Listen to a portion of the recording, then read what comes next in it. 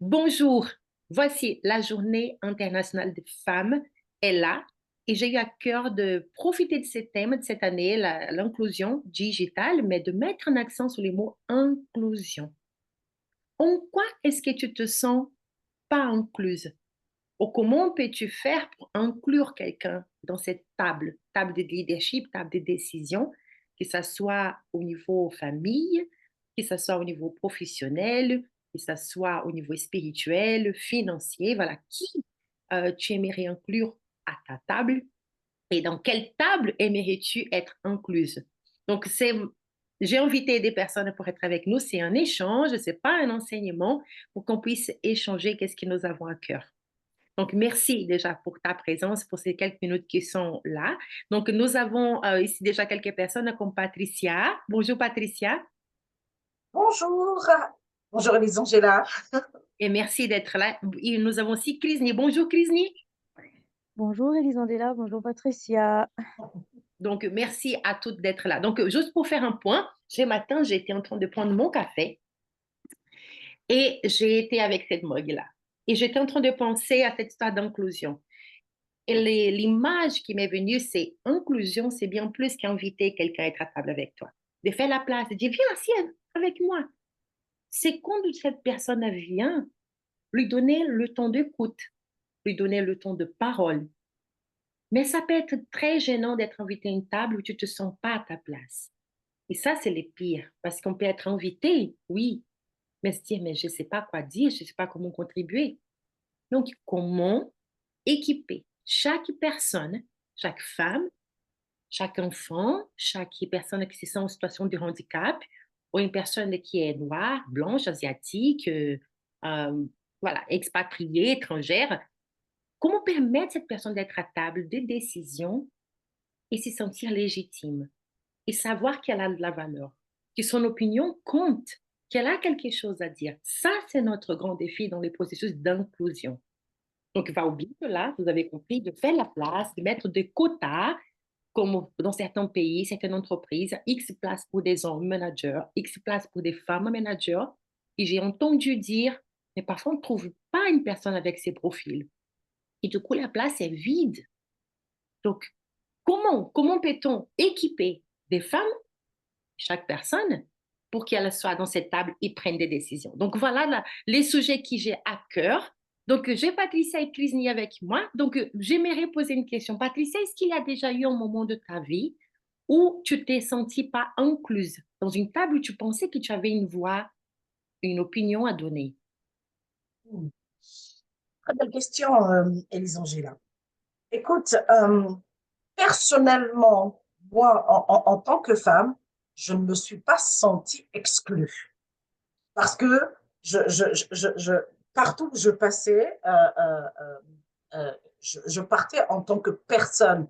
Je n'étais pas dans le genre, je n'étais pas dans ma situation professionnelle ou est-ce que quel niveau de vie j'ai. Je partais vraiment en tant qu'être humain. Mais pendant que tu me poses cette question, je me suis rappelé d'un entretien d'embauche que j'ai eu. Je suis partie, j'ai candidaté et j'arrive, je trouve quelqu'un de très très charmant, on discute, on échange et il va me sortir des points. Mais pour te dire que comme je n'étais pas du tout dans la notion d'inclusion ou d'exclusion, il va me dire, donc on parle, on échange sur les compétences, sur ceci, je m'étais renseignée sur l'entreprise et à un moment donné, il va me dire, waouh, c'est super parce que je me rends compte que voilà, vous n'êtes pas du tout la personne que je pensais. Je cherchais un homme à ce poste. Ah oui, d'accord, je lui pose la question, et pourquoi un homme? Bon, parce qu'il n'y a pas les contraintes familiales, mais en fait, c'est parti sur une conversation, tu vois, à bâton rompu naturel. Et moi, personnellement, je suis une personne de couleur. Donc, il me dit, voilà, en plus, vous êtes une personne de couleur. J'ai un handicap physique. Il me dit, en plus, mais j'étais tellement pas dans la notion d'exclusion que pour moi, c'était une conversation juste pure et dure d'entendre quelles sont les attentes de cette personne et par rapport à ce qu'il veut. Donc, je dis, ah, ben, je comprends. Ben, dans ce cas, je ne suis pas la personne qu'il vous faut. Il dit, non, je vais voir d'autres personnes derrière. Je dis oui, mais avec ce que vous m'avez partagé, je comprends que vous n'êtes pas la personne, que je ne suis pas la personne qu'il vous faut. Donc, ben écoutez, moi, je vous souhaite de trouver cette personne que vous cherchez avec les caractéristiques, mais vraiment, j'étais naturellement à l'aise, quoi, de lui dire, je vous souhaite vraiment de trouver cette personne et j'espère que ça va bien marcher. Du coup, ce qui se passe, c'est que je pars, on se serre une poignée de main vraiment amicale presque, et j'apprends 2 semaines plus tard que c'est moi finalement qui l'a choisi. Excellent, Patricia. Excellent. Donc, ça, tu viens de montrer en une situation où le temps peut changer une prise de décision. Mhm. Et ce qui semble ne pas être la bonne personne devient la personne en poste, finalement. Ouais. C'est Je pense, c'est un changement de perspective, je dirais même. oui, je pense aussi que en tant que femme, là on est en train de parler de femmes, en tant que femme, moi ce qui m'a aidée, c'est que je n'étais pas du tout, je ne partais pas avec cette notion de me dire, mais est-ce que parce que je suis une femme, on va m'accepter? Est-ce que parce que je suis ça, parce que tu vois, Oui, je n'avais pas ça. J'étais vraiment oui, moi, excellent. moi. Merci, Patricia, parce que tu touches un sujet clé que j'espère qu'à la fin voilà, de ces temps, j'espère que ça ne sera pas long, nous parlerons, c'est justement cette histoire d'image de soi. Quand tu sais qui tu n'as pas besoin de baisser la tête et demander pardon d'être là. Tu prends ta place, tu viens, tu te sens légitime. Donc ça, c'est important et je te remercie pour ton exemple. Et toi, Krisni, est-ce que tu as eu déjà un moment de ta vie où tu t'es senti pas incluse à une table où tu aimerais être? Table, bien sûr, dans le sens figuré du terme. Euh, c'est vrai que je me suis pas vraiment posé la question là comme ça en venant à ce point, mais il y a enfin, il y a une pensée qui me revient là immédiatement. Après, peut-être que j'en aurai d'autres pendant la session. C'est le fait que je me suis quelquefois sentie exclue, peut-être pas spécifiquement en tant que femme, mais je dirais en tant que jeune, bah, jeune femme encore plus. Bah parce que, bah, on va dire que bah, tu es jeune, qu'est-ce que tu peux bien apporter? Il y a des gens qui ont plus d'expérience. Et voilà, voilà, enfin, brièvement, quoi. Excellent. Et en effet, tout à l'heure, je mentionnais, hein, on peut avoir plusieurs raisons de ne pas se sentir inclus. C'est pour ça que pour moi, le mot inclusion va au-delà Mm, de l'aspect féminin. On parle de femmes aujourd'hui puisque c'est le 8 mars, c'est mais ça. on peut se sentir exclu pour d'autres raisons. À nouveau, ça peut être la couleur de peau, ça peut être nos origines, ça peut être une histoire d'âge, comme tu viens de montrer. Les raisons peuvent être différentes, où on pense qu'on a une opinion à donner, qu'on peut contribuer à quelque chose, finalement, on dit non, mais pas toi, pas toi. Mm, mm, mm. Donc, merci. Je note cet aspect, la jeunesse comme un aspect à traiter. Et Ovir, tu me réponds dans les chats déjà. Bienvenue, Ovir, parmi nous. Oui, oui, d'accord. Donc, je vois que tu es dans un endroit où tu ne pourras pas parler. Donc, mais merci d'avoir mentionné. Je peux vous parler. Alors, allons essayer de t'entendre parce qu'il y a un bruit de fond.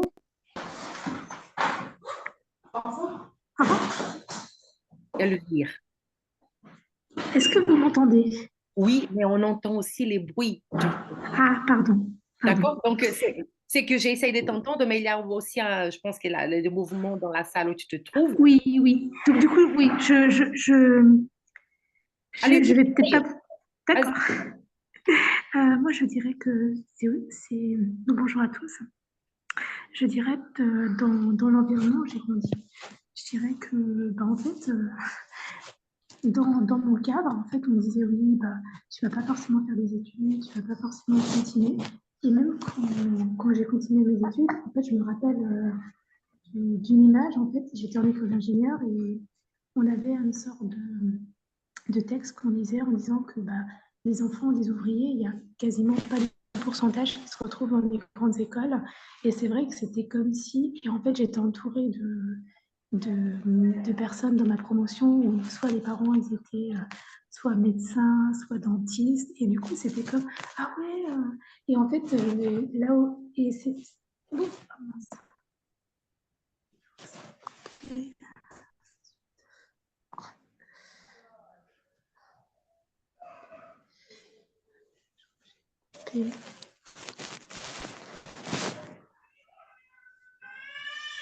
Donc, Elvire, est-ce c'est que qu'il- vous m'entendez encore? oui, on a eu un moment de silence. Excusez-moi.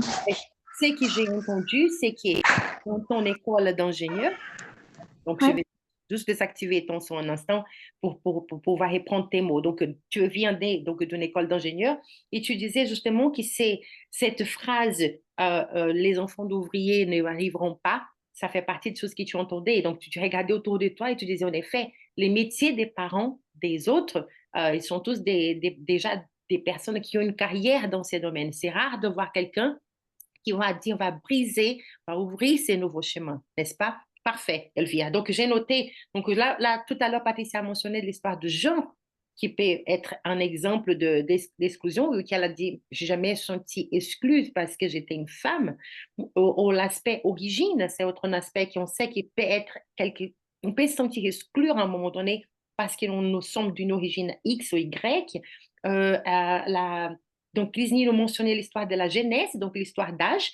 Tu es trop jeune ou tu peux être aussi trop vieux pour participer à telle table. Et là, tu mentionnes un autre aspect, c'est les métiers de mes parents, quoi, ma famille, d'où je viens, les milieux d'où je viens peut avoir un impact sur l'image que je donne à moi-même. Donc, à nouveau, comment s'inclure à cette table? Donc, il y a plusieurs aspects qui nous amènent à réfléchir et l'un d'entre eux, je dirais les centrales, c'est l'image que j'ai de moi-même. Quand moi, je ne m'inclus pas, quand je ne me donne pas la valeur, quand je pense que ce n'est pas pour moi, c'est même pas la peine que quelqu'un m'invite à cette table. Parce que je ne viendrai pas, ou si je viens, je ne vais pas contribuer, parce que je ne me sens pas qualifiée et légitime pour contribuer à cet échange. Donc, ça, c'est le premier point.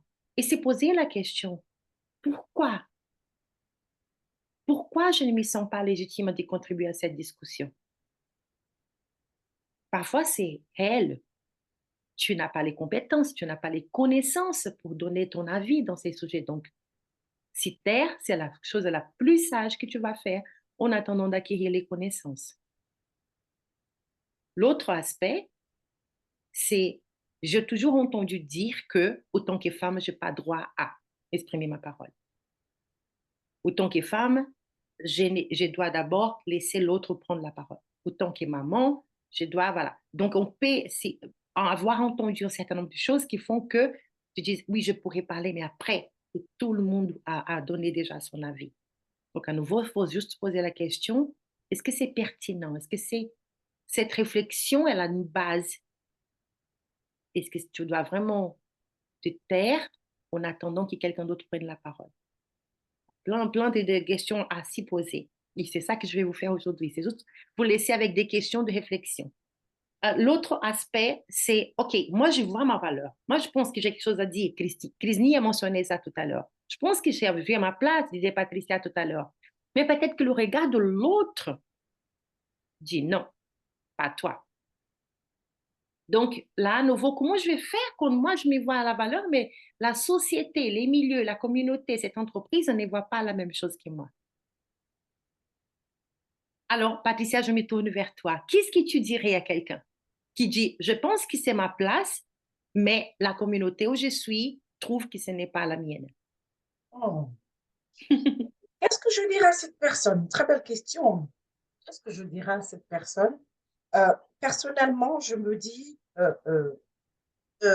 quelqu'un qui ne voit pas ma valeur ne me mérite pas. Tout simplement. C'est pas quelqu'un qui me mérite. Donc, ça, c'est quelque chose que j'ai pratiqué personnellement. Quand j'ai vu parfois qu'il y avait des choses, je sentais que j'étais pas bien vue, je vais ailleurs. Et quand je vais ailleurs, et en fait, souvent, c'est marrant parce que c'est un processus qui est étonnant. Quand d'autres voient votre valeur, ceux qui ne voyaient pas votre valeur finissent par la voir aussi et à revenir vers vous. Voilà mon mot. Oh my gosh, il y a la de l'or là, on va répéter. Hein. Quand quelqu'un ne voit pas ta valeur, part. et tu peux être sûr que quelqu'un d'autre finira pour voir ta valeur. Il y a deux conseils dans ce que Patricia vient de dire. Je note déjà personnellement parce que pour moi, je pense que c'est quelque chose sur lequel, à un moment donné de ma vie, je me suis battue. J'ai insisté pour être un tel endroit, pour être acceptée. Et en effet, c'est en vain, puisque la personne n'a pas changé d'avis. Donc, finalement, tu trouves d'autres personnes qui vont dire, tu as de la valeur et tu dis, waouh, tu vois ça au moins? Donc, merci, Patricia, pour ça. Moi, je vais dire, Krisni, je sais que tu es toujours jeune et aujourd'hui, tu es en train d'être à table de leadership. Tu fais partie de Max Leadership. Tu as décidé d'investir en toi-même. Donc, qu'est-ce que tu dirais à quelqu'un qui est justement peut-être te dit, tu n'es pas à ta place? Un peu comme Patricia, hein. Alors, je ne sais pas si je lui dirais directement, mais plutôt je comprendrais qu'en effet, je ne suis pas à ma place parce que si les gens qui sont en face de moi ne peuvent pas ou euh, ne veulent pas reconnaître, entre guillemets, enfin reconnaître, oui, la valeur que j'ai, que je pourrais leur apporter, alors ça sert à rien. Ça sert à rien finalement, hein, de vouloir s'intégrer à un endroit où on ne veut pas de toi. Donc, oui, bah, moi, je dirais, change d'environnement et c'est autre part. Ou reste, parce qu'il y a aussi une autre chose, c'est que les fruits mettent tout le monde d'accord, comme on dit. Donc, si on est convaincu que c'est là sa place, mais qu'on a affaire à des gens qui peuvent être toxiques, on peut choisir de rester sans frustration, continuer simplement à faire ce qui est de notre responsabilité et laisser les fruits parler à notre place. La sagesse encore, Grisny, merci. Changer d'environnement, donc Grisny nous dit, quand je vois ma valeur, je peux dire tout simplement, je vais quitter cet endroit. Mais parfois, au fond de soi, on sait qu'on a quelque chose à faire dans ces lieux, encore une saison. Et du coup, ce qu'il dit Grisny, c'est si c'est vraiment ta place, les fruits vont venir. Ça ne dépend pas des autres, ça dépend de toi. Plante-toi là, fais ce que tu dois faire et les fruits parleront et montreront. On dit souvent, n'est-ce pas, on reconnaîtra un arbre par ses fruits. Et c'est ça qui Krisni dit. Va chercher, va t'équiper pour accomplir ta mission et le reste viendra en conséquence. Merci Krisni ouais, c'est pour cette sagesse, moi je dirais, c'est être persévérante et à nouveau c'est à voir avec qu'est-ce que je pense de moi-même, qu'est-ce que je vois, qu'est-ce que j'entends à l'intérieur de moi. Donc, juste pour finir cet moment d'échange, comme je te dis, c'est un temps juste de débrief, c'est une pause de café dans le milieu d'une journée. Moi, je vais reprendre l'exemple de mes deux tasses. Donc, aujourd'hui, c'est toi qui tu nous entends. Tu te sens aussi déconnecté. D'accord? Tu aimerais être à table et tu dis, Elisa, je n'arrive pas à trouver ma place. Ou peut-être que quelqu'un t'a donné une place et au fond de toi, tu ne te trouves pas légitime. Tu dis, il me manque des connaissances, il me manque des compétences, il me manque un accompagnement, il me manque des outils. Tout ça, c'est pertinent. Ça me fait penser à une ambassadrice avec qui j'ai échangé. Et cette dame, elle n'a même pas 35 ans. Et dans sa culture, être femme et jeune faisait qu'on qu'elle avait un regard de tu n'es pas crédible pour ta position. Et travailler son image de soi était la clé de notre accompagnement. Puisqu'elle avait besoin, elle a dit, c'est ma place. J'ai été choisie pour être là, mais mon équipe ne me voit pas crédible. Je lui dis, est-ce que toi, tu te vois crédible? Parce que c'est ça qui va faire la différence. Ce n'est pas t'imposer, c'est pas être autoritaire, c'est te montrer leader, c'est être à l'écoute, c'est te montrer, on va dire, ferme, mais en même temps vulnérable, humaine. Invite ton équipe à venir autour de toi.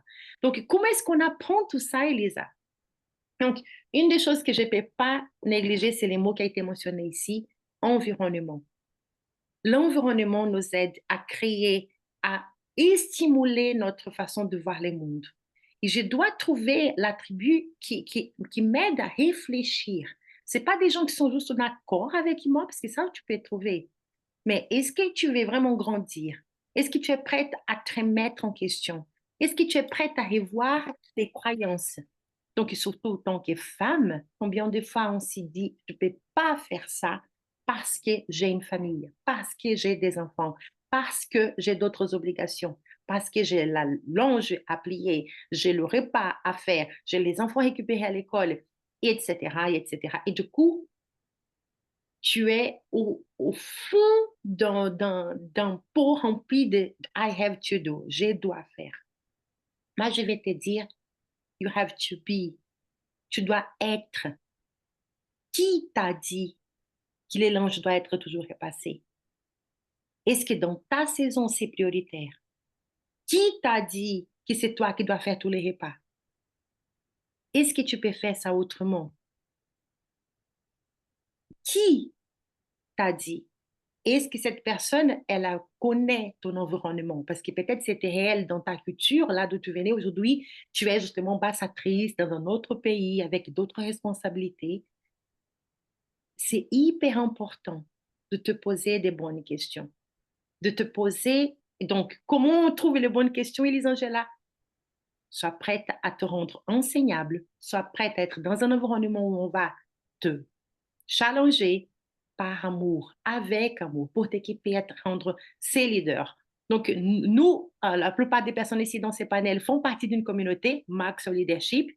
Je t'invite à prendre soin de toi. Je t'invite à connaître cette communauté. Je t'invite à savoir plus comment tu peux être équipé. Si tu ne sais pas par où commencer, en parlons-en.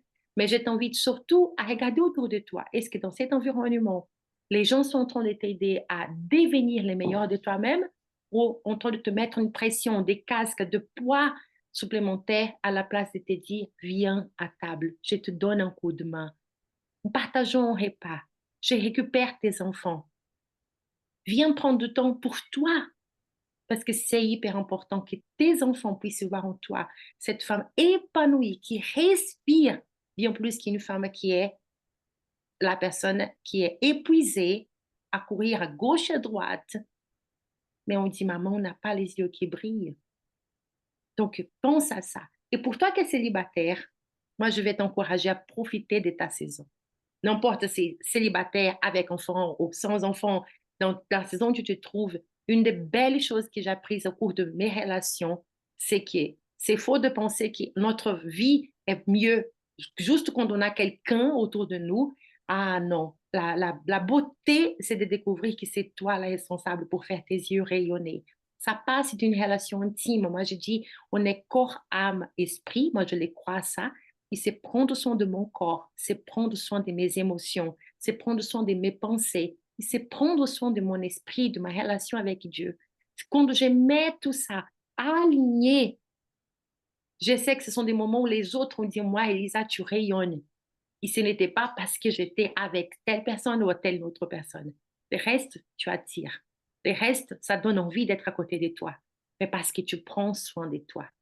Donc voilà notre mot pour aujourd'hui. Merci Patricia, merci Krisni, merci Melinda qui nous a réunis, qui nous a retrouvés ici également. Est-ce que Patricia, tu aurais un mot à dire avant qu'on s'y quitte? Ah oui, bien sûr que j'aurai un mot. Écoutez, mon mot pour les femmes, chaque femme que vous êtes précieuse. Vous êtes le bien le plus précieux qui a été donné à l'humanité. Et donc, célébrons les femmes, les jeunes filles que nous sommes. Merci Patricia, merci. Krisni, qu'est-ce que toi tu aurais à dire à chaque jeune qui nous écoute, qui nous regarde? Quel est ton message aujourd'hui, Krisni? Euh,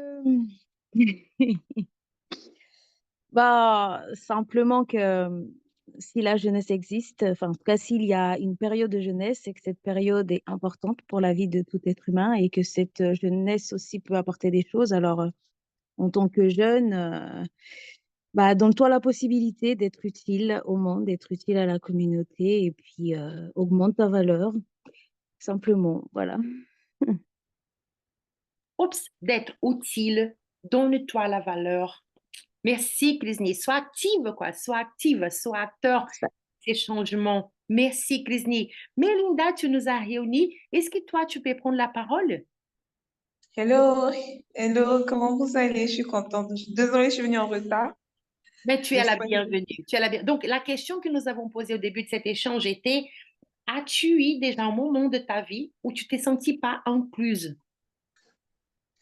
Oui, je pense qu'il y a quand même 3, 4 ans de cela, avant que je ne commence à faire le travail sur moi, avant que je ne commence à comprendre ce que c'était le leadership, parce qu'au début, je comprenais pas très bien.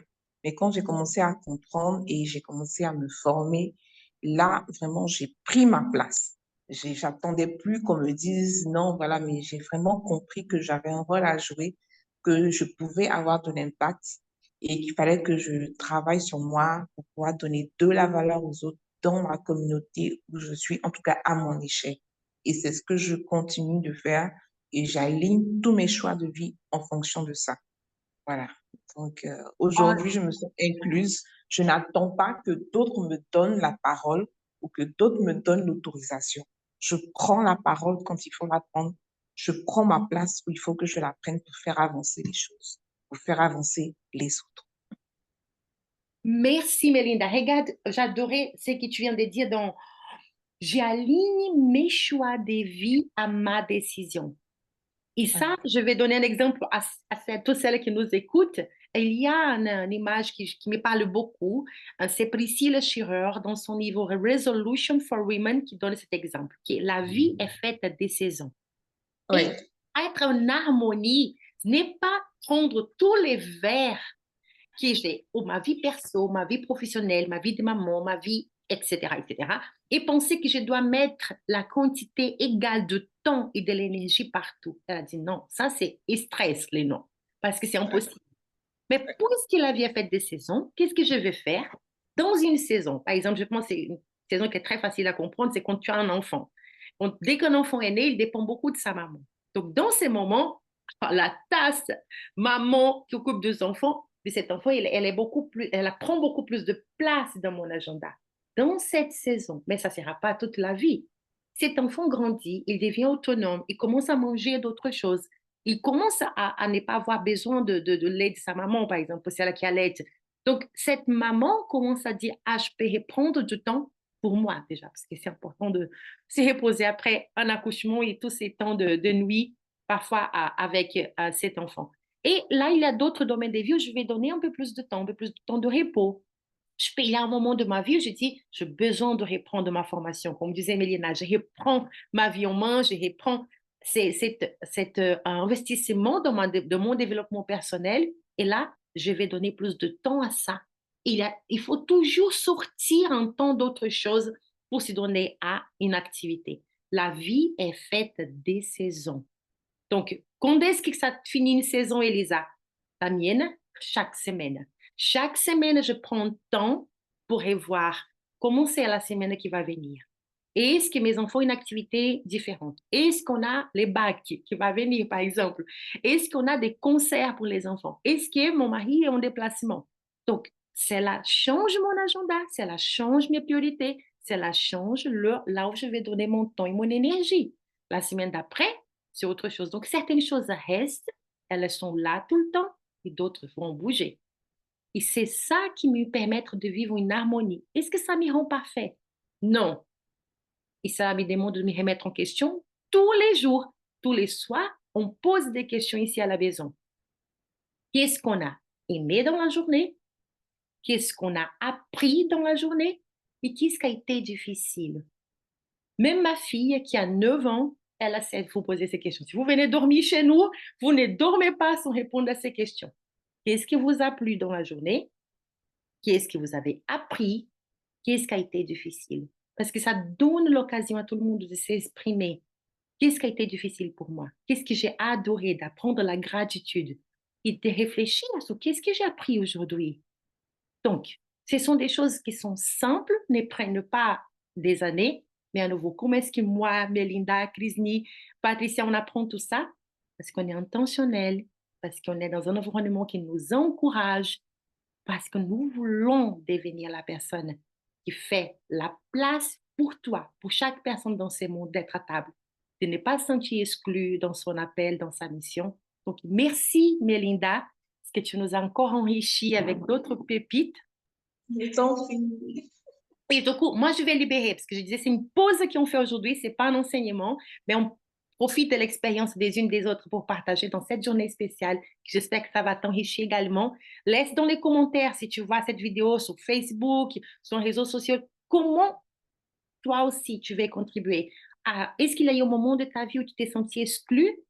Comment fais-tu de la place pour inclure tes enfants, ton équipe, des personnes qui te sont chères pour t'approcher du feu, de là où tu te sens aligné à tes valeurs et ta mission? Et si tu ne sais pas où trouver de l'aide, et trouver des informations avec Max sur Leadership, viens nous contacter. Si tu connais quelqu'un de notre équipe, va t'approcher de cette personne. Nous sommes des personnes de valeur qui ajoutons de la valeur à des personnes de valeur qui allons ajouter de la valeur à d'autres. Et oui, je suis fière d'appartenir à cette communauté et j'en parlerai tant que je pourrai parce que je pense que ce monde a besoin de trouver un environnement qui nous aide à grandir, se sentir inclus et équipés pour accomplir notre mission. Belle journée à toutes. Au revoir et merci Patricia, merci Krisni, merci Melinda. Bye, bye. Merci à toi, Elisandela. Merci, les Merci à enfants. tous.